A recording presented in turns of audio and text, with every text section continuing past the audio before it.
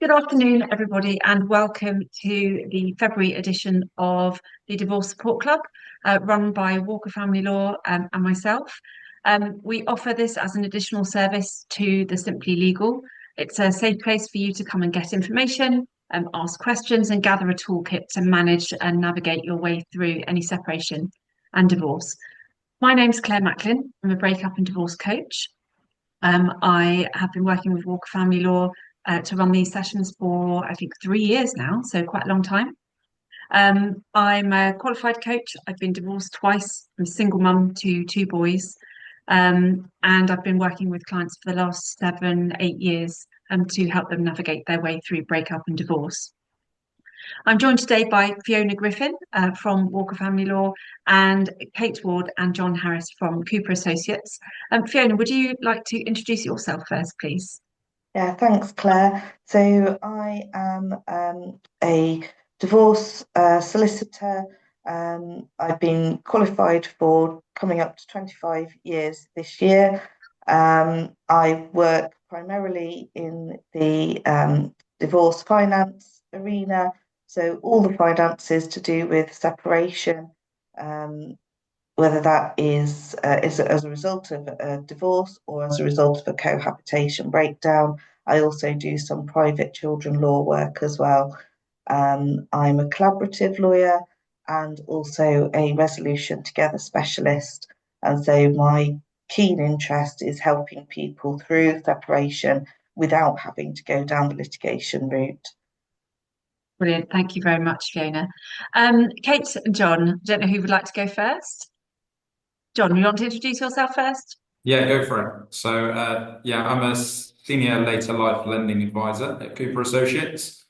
I've been here for 8 years now, and moved into this role as a later life lending advisor just because it really lines up with my values. Really, I've been in financial services for 20 years ago. I started my first job back with Lloyds Bank back in the day. But this is a role that really aligns with my values, like I say, and it's something that I've obviously grown into, and it's really good to work with yourself and Fiona, looking to help clients in all sorts of different ways, as we'll discuss today. Brilliant. Thank you. And Kate? Hi, Claire. So, yeah, I work at Cooper Associates also. I'm one of the wealth advisors there. So, my role is that I offer advice on general financial planning, holistic financial planning, really. I deal a lot with pensions and investment advice. And I think when I'm dealing with a client that is going through a divorce, one of the key aspects of my role is to look at goals-based planning, because obviously when you're going through something like that, your circumstances can change. So goals-based planning becomes really important for clients as they understand what their circumstances are going to evolve to and the changes that they take. But obviously John and I work in separate departments at Coopers, but we work very closely, and often our roles overlap with each other, because obviously there's lots of different aspects of divorce. But yeah, holistic financial planning. I've been there about 7 years. Thank you very much, Kate. And we're going to talk today about finances on divorce, and particularly, I think, given your roles, thinking about divorces after quite long marriages, um, financial part of divorce, I hear this from my clients all the time, can be really difficult, really scary, really uncertain. And so we're going to think today about particular case studies, I think, and also how our roles potentially can overlap. You know, the finances and the emotional aspects and the legal aspects all overlap. And that's why it's so good to work with a team to help you through this process. So I've got some slides that John and Kate kindly sent me, which I'm going to share now.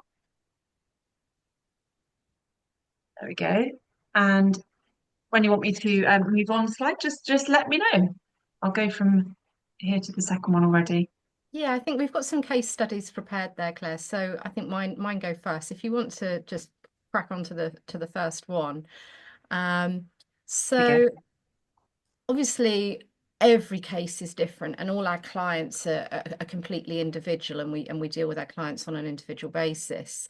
But I've put together here a couple of examples. These are real life clients that I've dealt with two very different scenarios and two very different issues behind it. And I think when we're talking about helping clients with their financial situation through divorce, I think the key thing that stands out to me is no one ends up in a financially stronger position through divorce. If we're carving up assets, you're never going to end up with more than when you started out before carving those assets up. So it is an evolution for clients of understanding how their finances are evolving and what their changes in circumstance look like. But the first client that I've got here as an example is Julie, who was 51 when I met her. So key thing really here is that she wasn't old enough to access her pension plans. And a lot of the assets that she was receiving as part of the divorce came to her through her husband's final salary pension. Perhaps you want to just go on to the next slide for me, please. So with a final salary pension, there's two different types of pensions that you can really get ultimately. So you can either have a contribution pot where people have put money in and built up a fund that then can be used flexibly, or there's a final salary pension. And a final salary pension gives you a guaranteed income at a retirement age specific to the plan. And the amount of income that you get depends on how many years you've been in the plan and what your income was like when you were in the plan. So there's a calculation, and it's not subject to market volatility at all. It's a calculation based on your working time and your role. So Julie was awarded a part of her husband's final salary pension, and when a final salary is being included in a divorce settlement, how it works is they attribute a value to that guaranteed future income. And that's largely driven by annuity rates. How much would it cost on the open market to buy this sort of income in the future? So the plan gets attributed this cash equivalent transfer value, as it's called. And then that's the value that they use when they're looking at carving it up. So Julie was awarded a percentage of this plan, but the problem occurred. You'll recall back in 2022 when Liz Truss came to power, albeit briefly. She did quite a bit of damage to the annuity market and the bond market. So the value of bonds dropped, and that's intrinsically linked to the cost of annuities. So actually, from an annuity perspective, how much it cost to buy this income was now much less. So the actual cash equivalent transfer value was now much less for her than it was at the start of the divorce when they were doing the proceedings. So she ended up with a much lower figure than she was anticipating. So not only had she gone from her initial situation and then coming out of it with a settlement, but that settlement that she was expecting dropped again. And so for her, we really had to be careful about really highlighting and illustrating what this meant, not just in terms of a number, in terms of the pot in the bank, or the pot in her pension rather, but what that meant to her in terms of income for her future, and how we could work on that to be sustainable and workable for her. And that's where the goals-based planning really came in for her. I can imagine that must have been a real curveball that came in completely from left field for Julie in that situation, and the emotional impact of that and the financial impact of that altogether must have been really quite a shock for her. Yeah, absolutely. And the problem was her age, because had she been over the age of 55 in a position to access her pension fund at that point, we could have actually drawn on benefits and bought an annuity at that point, and bought the income that she was entitled to and expecting by purchasing this annuity. But she couldn't do that because she wasn't at an age where she could actually access the plan. So instead of that, we had to keep the funds invested in what was now a contribution pot. She wasn't going to get those guaranteed benefits. She's got this pot of money instead. And we needed to invest it in such a way that we took her time frame into consideration, but her appetite for risk. But also we had to give it enough opportunity for recovery and we couldn't just keep it in bonds, clearly. We needed to give it the opportunity for the longer term growth, so she had that recovery when the markets recovered. So it was a really real balance between Julie's appetite for risk, which was obviously she was shell shocked for that such a drop could occur, so she was being very cautious and skeptical about the markets, but equally that this was a short-term period of volatility, and given her the confidence that with the right planning and time frame and investment portfolio that she could get the growth back and it would recover. But we had to ensure that we weren't jeopardizing or putting at risk her future financial security. Sounds really tricky. It was an interesting case, that one. Yeah. And yeah, absolutely. But if we move on, I can talk to you about the next slide.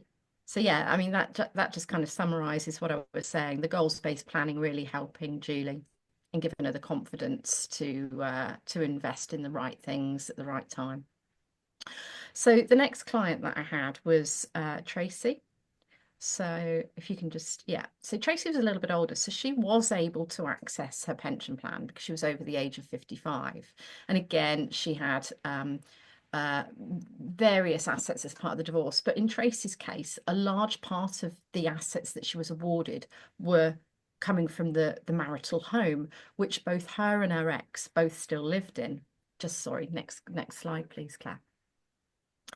So she's living with her ex, and it was becoming more and more acrimonious. And I think at one point he started seeing somebody else and was starting bringing the partner back home, and it was just truly awful. But they had to put the house on the market. Her ex-partner wasn't particularly motivated to sell because he wouldn't have been in a particularly great position moving forwards. But Tracy was just absolutely desperate to get out of the scenario. And so it was a case of, okay, well, you've got your own pension plans that you could access now, and you could pull out enough money from your pensions to potentially go into rented for a period until such a time that the house is sold. And do we do that potentially at the risk of your financial retirement future? Or do you sit tight and wait until it's sold and leave those retirement provisions as they are, knowing that once the house is sold, you're going to have enough money to purchase the house? And Tracy initially started off really wanting not to touch her retirement funds and to sit tight, and was confident the house was going to sell. It actually took over 2 years for the property to sell. And throughout that period, I could see the emotional drain on her, and it became, with Tracy, it became this very much balance between the emotional and the financial, and getting both of those right, and making sure that not just her financial future was secure by encouraging her not to take too much out of her pension plan at the jeopardy of her retirement plans, but also really to put her emotional health forefront, and that became more important. This balance sort of changed as time got on. But in both scenarios there, both Julie and Tracy, I think what stands out to me is, regardless of the individual circumstances, that there's this balance between the emotional and the financial, and that's really important when dealing with these cases. It's something that I was thinking about actually when you were talking just then, was around options and choices. And when people feel that, or when my clients feel that they're stuck and that they don't have any options and they don't have any choices, that's a really paralyzing place for them to be. So, Yeah. when we work together and we're talking to clients about the emotional impact, the financial impact, and of course the legal impact too, we're enabling those clients to take advice from different people around those different aspects and pull them all together. And we can talk to each other as well in terms of helping that client really make the right choices for them.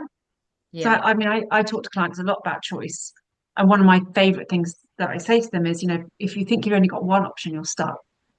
If you think you've got two options, you're in a dilemma. It's not always better than being stuck. But if you've got three choices or more, and you've got clarity around what those choices would look like for you going forward, then you can make a really empowered decision. And that's where the work that I do with clients and the work that you do with clients to give them that clarity on the numbers is so helpful. It Yeah. enables I people like think Tracy it's to make those decisions. Yeah, I think it's clarity on the choices, but also confidence from a Yes. financial perspective, the confidence. So I'm dealing with a client at the moment who's come to me recently, and I met her about a month ago. And when I asked her, "Are you married?" she kind of went, "Hmm." And as we got into the conversation, she told me how she was desperately unhappy and was contemplating divorce. And anyway, a few weeks later, she contacted me to say that she'd actually started the proceedings and was going to go down that route. But she was in a really unusual situation. She's living in this beautiful house, a huge house, and from the outside, financials look to be no problem whatsoever. But actually, the husband controlling all of the finances, and she had no idea, no clue what the household incomes were, the outgoings, and she was giving a very, very, she's been given a very, very small monthly allowance on which to live, which is very, very small. And the fact that she's divorcing has stemmed largely from the financials. So for her, we're only at the start of this case, but I can see that it's going to be really important to give her the confidence through the knowledge of her options, knowledge of how to handle her finances, to be able to give her the skills that she's never had to have previously. Mm. Yeah. I work with clients in similar situations to that as well. And there's also I'd be talking to them potentially about the impact of perhaps coercive control there, whether there's elements of coercive control in that relationship. And I mean, Fiona, probably you would probably get involved in this as well in terms of if the husband in that situation has always had that control, and what if he stops her from having access to any of those assets to support herself in the interim period and those kinds of things. So I don't know, Fiona, if there's anything Yeah, you want to say around that. well, I'd say a couple of things. So, firstly, I think that, well, the coercive control obviously can be either partner, it's not gender specific, Yeah. um, but also that sometimes clients that I see feel that they've only got the option that the other party has presented to them. Um, and they will often say things like, well, once I've gone through options with them, they say, well, none of those will happen because she will only go with the one that suits them best. And so it's then giving them the confidence by explaining how the law is there, not to make this who's going to win sort of situation, because as Kate quite rightly said, nobody's going to come out better off out of the separation. You're always making two households out of what previously made one household. But neither is it going to be the situation that, one person is going to be left in a situation of real need, where the other person is very well suited financially. That shouldn't be the outcome either. So I think it is just offering that reassurance, that there are levers that we can pull, whether that's within litigation or hopefully, once the other person has also had appropriate legal advice, that they will then come to see that just offering their other partner just one option that suits them best is probably not going to be the outcome. And this is always going to be a compromise that we work through together, and having help from. I was going to ask you, Kate, whether on your first slide that was somebody you'd worked with from the very beginning, or whether you'd just come in at the end. Because what I see working, the more work that I do in this arena and the more work that I do with financial neutrals, is the importance of having you in right from the very beginning, and doing the groundwork, and building up the level of confidence and understanding for clients who perhaps haven't been, for whatever reason. It's not always coercive control. It may just be, well, I put the bins out and you do the gardening, and I pay the bills. It's not necessarily about coercive control. It may just be a way that they've lived their married life, and so the one person does need more support than the other now that they're Yeah. going to be independent. Yeah. I mean, for me personally, with any area of financial planning, really, the sooner that I can get involved, the better the impact that I can have. It's like when I'm qualified in later life planning as well. So, the sooner that I can get the wider family involved and the children involved for inheritance tax and all of that sort of stuff, the easier it is for the longer term planning. And it's the same when it comes to divorces. I think in this case, I actually met with her once she'd got the pension sharing order, and that's quite common. As soon as they've got that seems to be the sort of trigger to get involved, because they can then start to understand what their options are with the pension. But really, the sooner the better, as far as I'm concerned. And something else that you said there, Fiona, was this idea of how no one's going to come out significantly in a better position than the other. Normally, with part of a negotiation, the ideal scenario is that it comes out as a win-win situation. But my observation very much is that often, through a divorce, both parties often feel that they've lost, and it feels like a lose-lose situation. And it's about coming from that negativity and actually giving them the confidence and the power and the options and all of these things to actually put them in a better position, because ultimately they're going through this to try and achieve a happier future. And so moving from that negativity to a positivity is part of that process. Yeah, and I think that's again where all of our work together can really help clients in terms of perhaps working out what the purpose is that they want to put their funds to, or what their values are, what they want life to look like. That's very much the sort of a lot of the stuff that I do with clients, kind of towards the end of the divorce process and so on. So we can all work together to help people um, turn from looking at it as a lose-lose, like you said, to looking at what doors actually might be open, and what things they can do, and what they can focus on to create a different life for themselves going forward. Yeah, absolutely. And how they can feel in control. Yes, exactly, exactly. Shall I move on to the next one? I think there's here we go, Mr. and Mrs. Smith. Yeah, thanks, Claire. So it's probably good for me to set the scene a little bit with what I do in my role as well, because a later life lending advisor, that is, quite a generic term. So I deal with clients over the age of 55 to help them with lending options. And that can be for varying different things. Someone that's short of income in retirement, someone that's got an existing traditional mortgage which is coming up to the end of the term and needs repaying, and they perhaps don't have an exit strategy for that. Maybe older clients that want to help some family get onto the property ladder, and also divorce cases, bring that back on point. My work's really varied. Like Fiona alluded to, it's really important that I have a conversation with people as early as possible in the process, because quite often I've taken calls from people that are saying my mortgage is coming to the end of its term, and in 4 weeks' time, what can I do? And that's not ideal. And with like divorces and separations, obviously that's a long drawn out process most of the time. So having the conversation as early as possible is really important, as is the collaboration that we all have together. Mine and Kate's roles often overlap with financial advice and the mortgage advice, and explaining to a client, if I take this turn, what does this mean? So we have to kind of try and future-proof people as well, rather than being transactional and just dealing with whatever the question that maybe the client comes to us with. Just having the foresight that we don't want to create any issues in the future as well.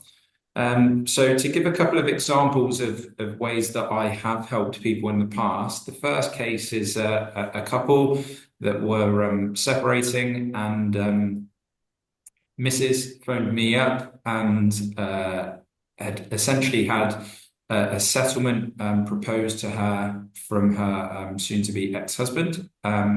She desperately wanted to remain in the family home. There was an older child involved as well who was going to stay in the family home with her. And the agreement essentially was that if she wanted to do that and remain in the family home, and that could be completed quickly, then the settlement will be a lower figure than if they had to sell the house and move and go their separate ways. You might want to click onto the next slide, actually, Claire, because that's got a bit more detail. And thank you. And so as with a lot of traditional relationships, I guess, or certainly the ones that I've seen a lot of, the Mr. tends to be the main earner. Mrs. may be a homemaker, may not have significant pension funds.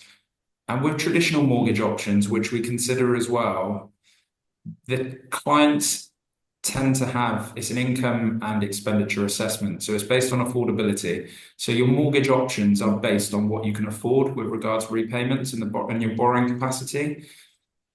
In later life lending, that's still the case. There's still an assessment. But with equity release mortgages and lifetime mortgages that I advise on, there's different considerations too with regards to property value and someone's age.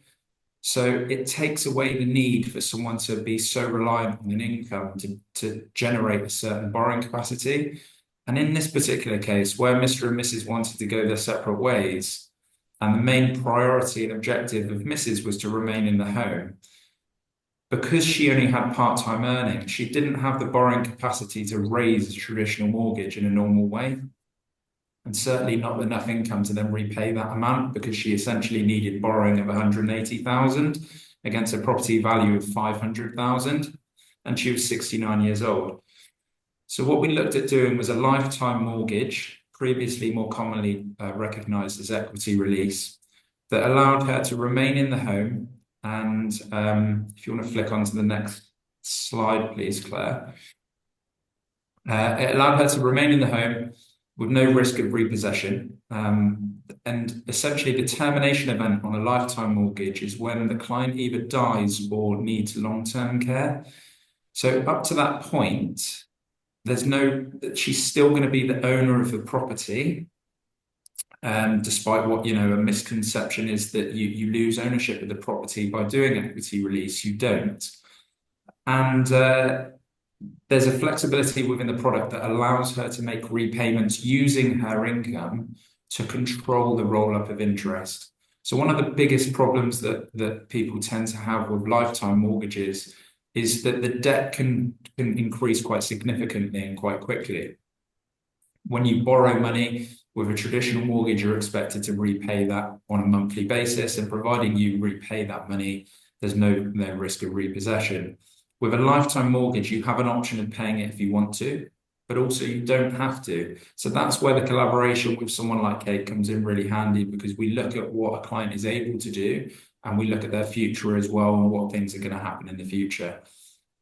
In this case, Mrs. was ideally looking to downsize in the future, so she was concerned about the flexibility of the product and whether that allowed her to move. It does, and most products do allow someone to move. It might mean that only a proportion of the loan that she's taken can be transferred to a new property in the future, but it's important just to recognise that there are lots of flexible features with a lifetime mortgage. And in this case, it was her only option that allowed her to remain in that property.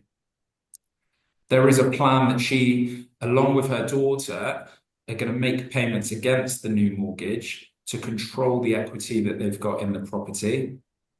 And then that will essentially give her more options when she does look to sell at a later date. I don't know whether you guys have any questions on that kind of setup, but that's kind of the first case study that I'm running through. So it's really interesting hearing you talk about it because again, it comes back to options and choices, doesn't it? People might think that they don't because they only have a part-time earning capacity, or because they're of an age where they're retired and they're not working anymore, or whatever it might be, that they make an assumption that they don't have any options. And so, actually, talking to somebody like you who can come up with some more creative solutions for that is a really helpful process. It gives people options and therefore gives them choices, and then helps them to feel that they've got the power to choose rather than feeling stuck. Absolutely, yeah. And I think that quite often people kind of make their minds up based on maybe what they've heard or prior Mm. experiences or whatever. In a short space of time, we see some massive changes in our industry. It's not a huge industry, the later life lending industry, but it's making significant changes now. And because people are living longer and, debt's growing, people are needing more solutions. There's more blurred lines, I guess, between the mainstream mortgage world and the later life lending world. Mm. Everyone's got different priorities, coming out of a I separation, personally what find, they would like to do. And it's just a case of really looking at what options we've got and then presenting those to a client so they can make an informed choice, really. It's the key, isn't it? It's about having that informed, educated choice, knowing all the facts. Kate, you were going to say something. yeah, whenever I talk to clients about the possibility of equity release, and that can not just be through divorce clients, but as I say, estate planning or various other scenarios as well. There is often a lot of apprehension when it comes to just the words equity release.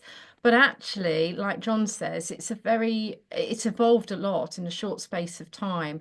And it's actually can be a really useful tool when it comes to financial planning.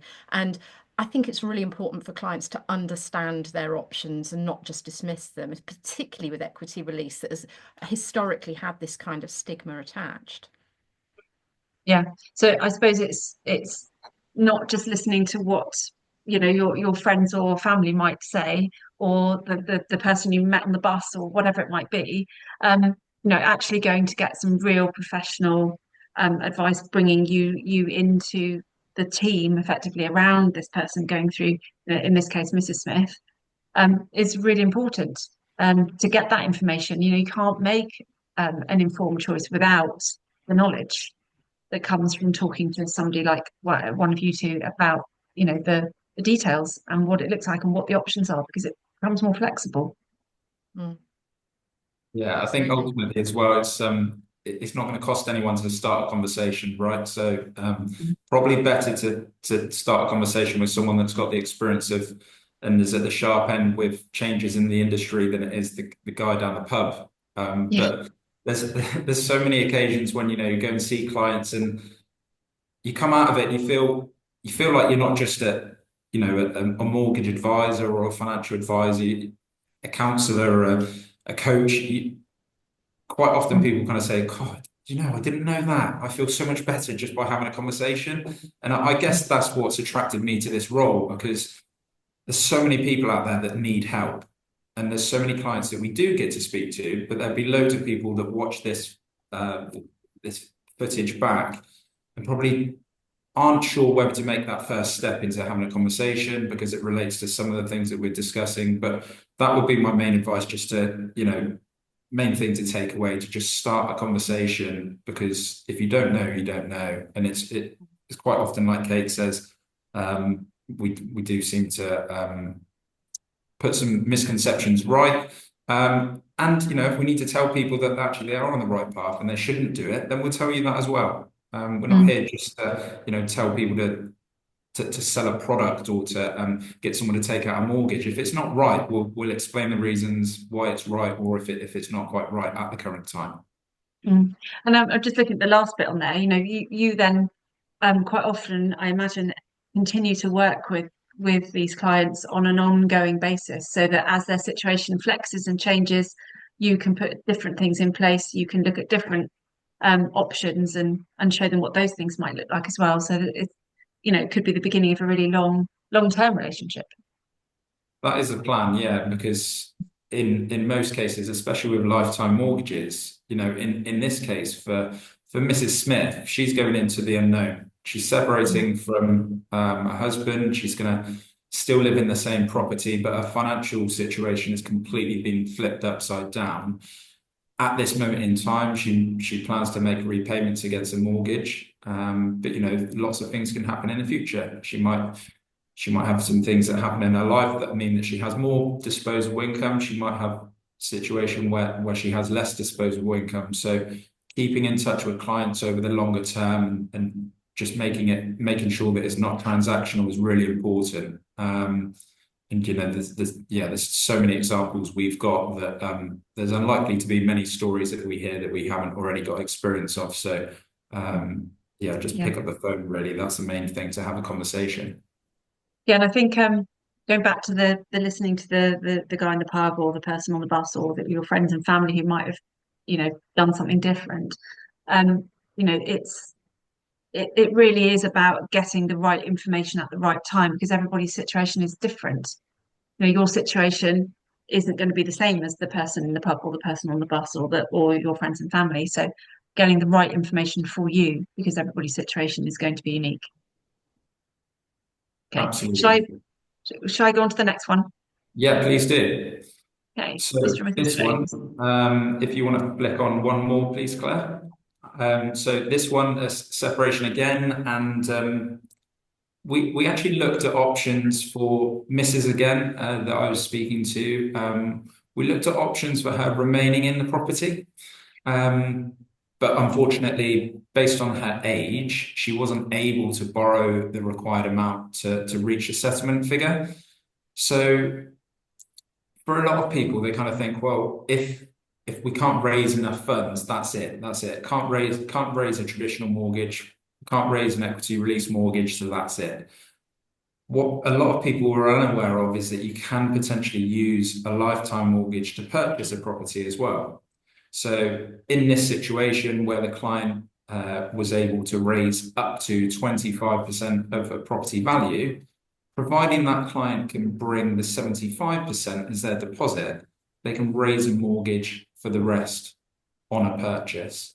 So in this case, the property was being sold for 450, and it was an equal split because of other arrangements. And because Mrs. didn't work at that current time, like I said, there was no way of her raising a traditional mortgage. If you go on to the next slide, please, Claire. So yeah, what we did is secured a lifetime mortgage, equity release. She had looked at buying a property for 225,000 with the whole of her settlement amount. She was able to cover fees and things from the cash that she had separately. But she didn't feel that a property value of 225 was enough, or didn't allow her to buy the property that she wanted to remain living in. So we looked at the other options, and in this case, by raising a mortgage for 25% of the property value, being 300 on a new purchase, it just allowed her to move into the property that otherwise was unaffordable.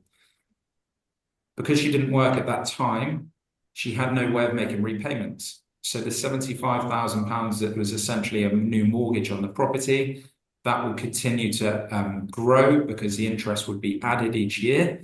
But she did plan to get back into work once she gets used to her new normal. And as her income starts to come in, that will allow her to make repayments against a loan, which is completely up to her. They're not going to be mandated, and no one's going to be knocking on the door to, be sending her letters about repossession or anything like that. It's completely in her control.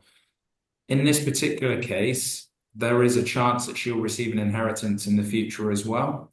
So if that money comes into the estate, depending on how much it would be, I would be speaking to Kate. We'd then have a discussion, seeing how that money coming in impacts the whole estate and whether or not it makes sense for the client to make payments against the interest roll-up, or whether it's best for her to just leave the mortgage in place. And like you said, Claire, every situation is different. Some people have children, some don't. Some people have children that they want to leave a legacy to. Some people have children that they don't want to leave a legacy to. So there's no one size fits all at all. It's just a case of really understanding someone's circumstances, and then we tailor our advice to those specific circumstances, and then we continue to give that advice in the future as a client changes, goes through life. Mm. Close it down. Thank you. So I had one question, which was you talked about, when people pick up the phone.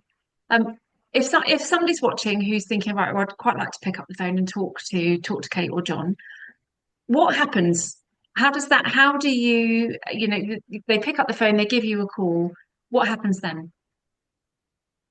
Do they come in and meet you? How does it work? What does it look like? So we can arrange meetings either at our offices.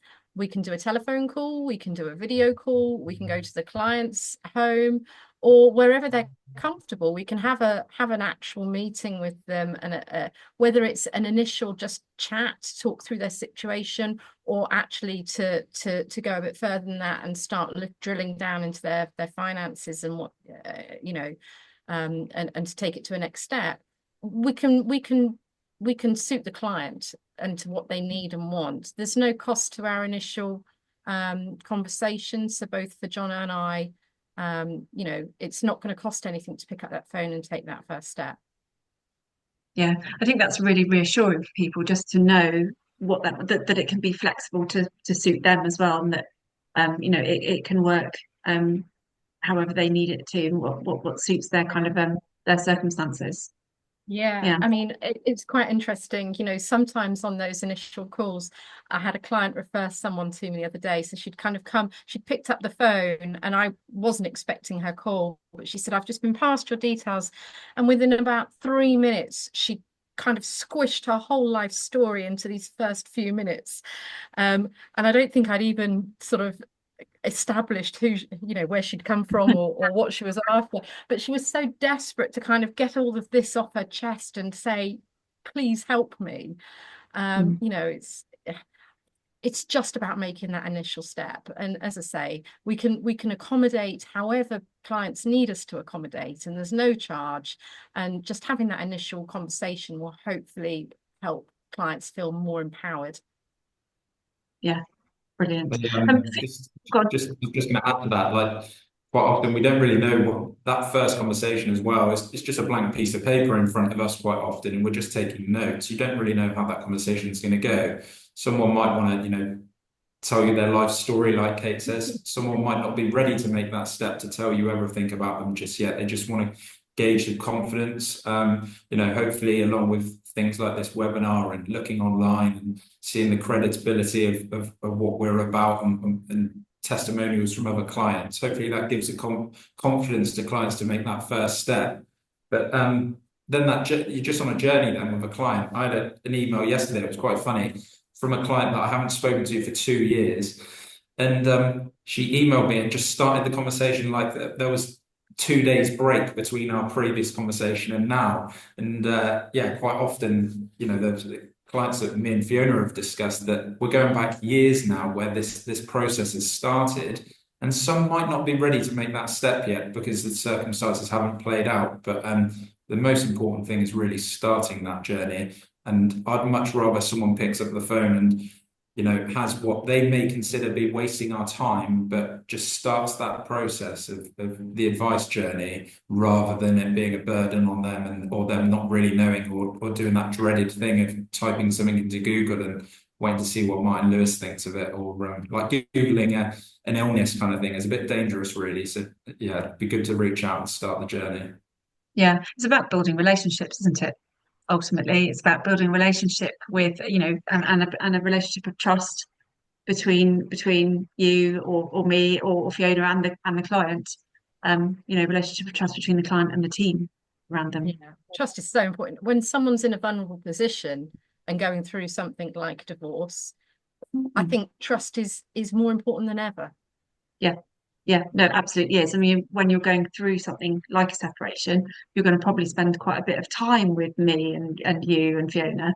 So actually trusting us and feeling that you can say whatever you need to say, and you're not going to be met with any judgment, or, is really important as part of this process, in creating teams around people.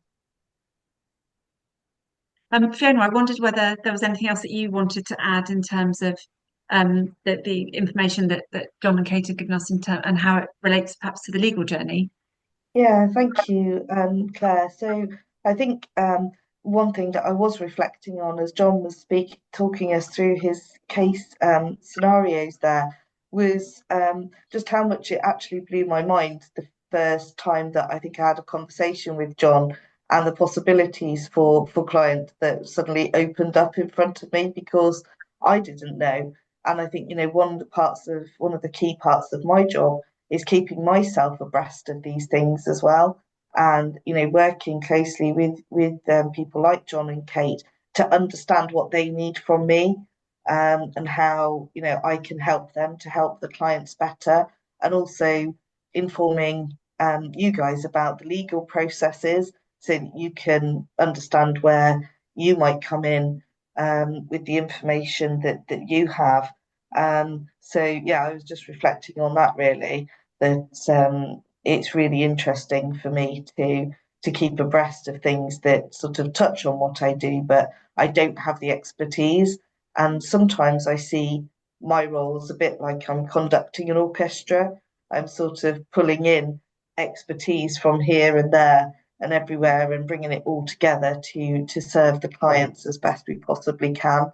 And so having you here with us today, I think it just illustrates the point. I sometimes describe it like that, but I think once the clients see it actually in action, that yes, they're coming to instruct me to help them with the legal side, but actually what they're doing like that, it's a bit like I'm the tip of the iceberg, and underneath is all this great wealth of experience and professional support at all angles and at all stages. So you've got the emotional support, you've got the finance, you've got the legal.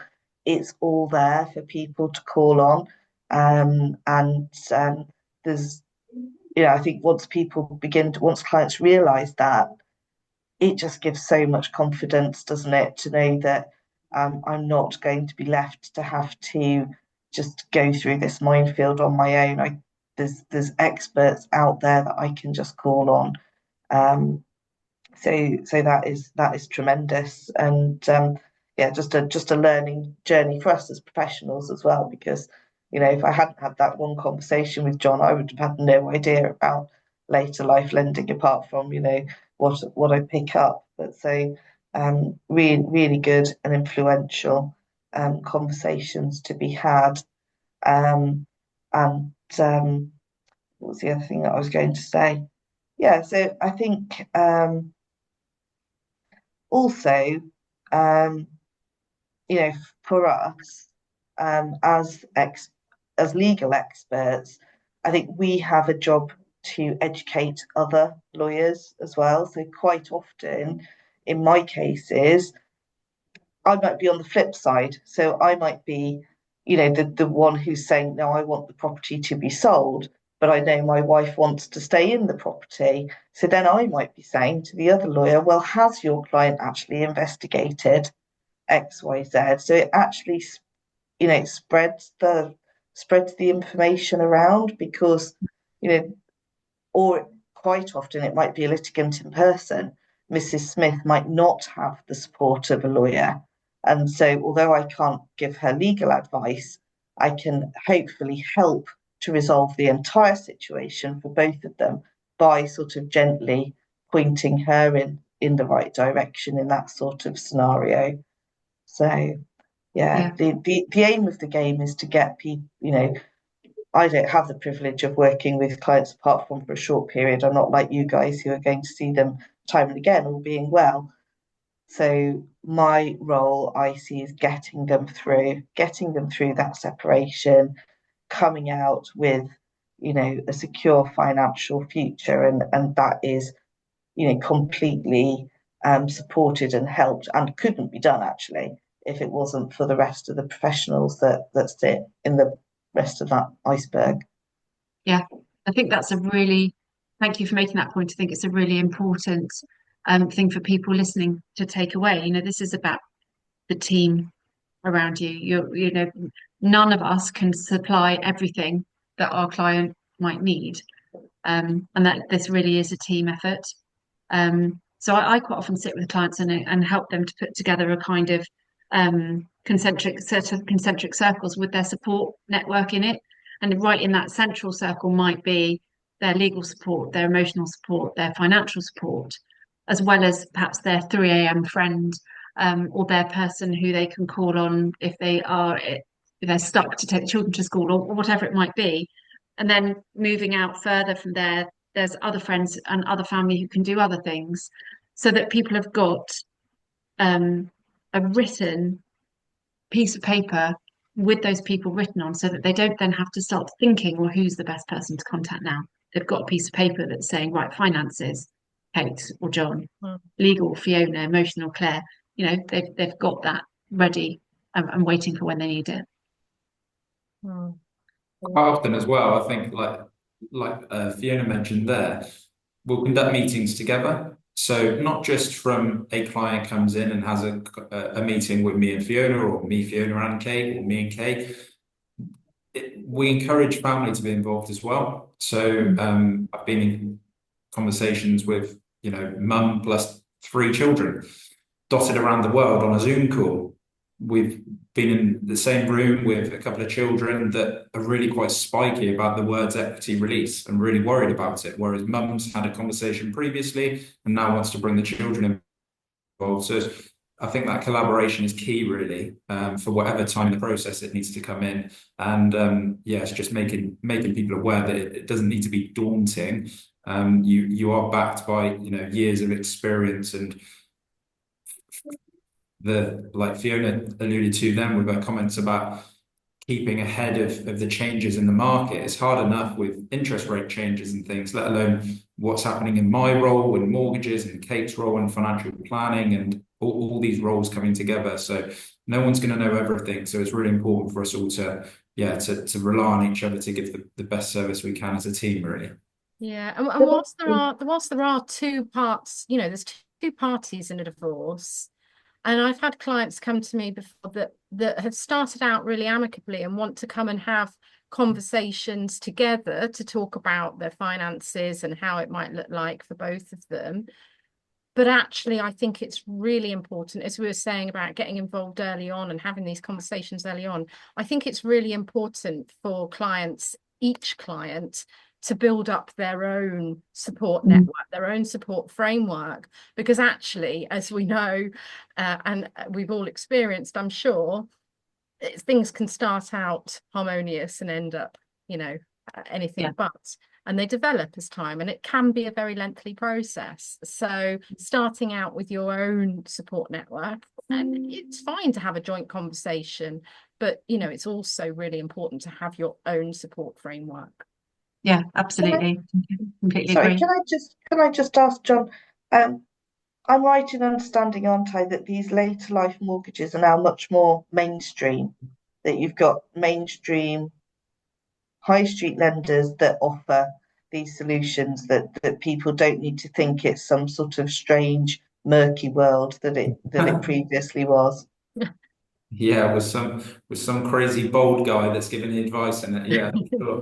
The names of the lenders, the likes of Aviva, Standard Life, Legal in General, the Canada Life, that there'll be Lender Roll London, there'll be lenders that people are really, really familiar with.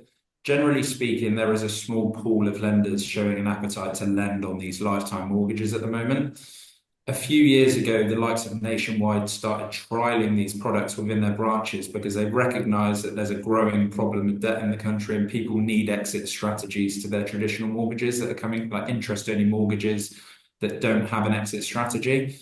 So we started, but then the economy kind of collapsed. So all of those plans were just shelved, essentially. I think we will see that market takes off. It's already showing real signs of growing. People have, the number of inquiries that I'm receiving are increasing quite rapidly, especially with changes to finances, with people not being able to pass pensions on, for example. Lifetime mortgages can now be a really useful tool for intergenerational wealth planning for inheritance tax purposes.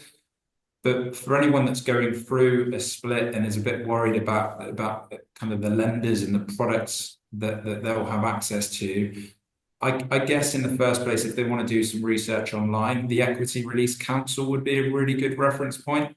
They set the standards within our industry, and there's a lot of really valuable information on there to start the process.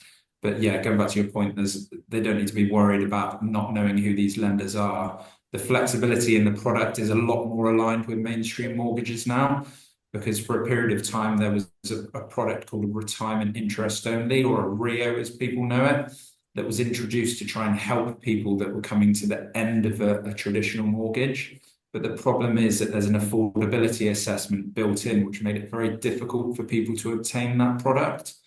So some traditional lenders will lend all the way up to, say, age 90, and then some lifetime mortgage advisors will lend from age 55. So there is an overlap between those products, which is why it's important for me, and backed by 20 mortgage advisors that I have access to at work. We're whole of market. We have access to look at all of the options and then pick which ones are potentially, like Claire mentioned right at the start of the conversation, there might be a couple of different options. It's just about picking the right one that suits that client. Brilliant. That's really helpful. We are almost at the end. What I want to do very quickly is share your last slide, because that's got your contact details on it. So I'm just going to do that so that people can see. There we go. So that's got your John and Kate's email addresses and phone numbers on there. If you would like to get in contact with John and Kate, please do so. There's contact details there for everybody watching. Thanks so much, All Claire. That was a pleasure. Thank you so much for coming to talk to us today. I find it really interesting, and I'm thinking in my head about a couple of clients who I think this would be really perhaps useful for. So all that remains is for me to say thank you ever so much for coming along, Kate and John, and thank you, Fiona, as well. We meet again next month on Wednesday the 19th, when we're talking about how to tell your children that you're getting divorced. Take that down now, and thank you again. Thank you. Thanks very Thanks. much.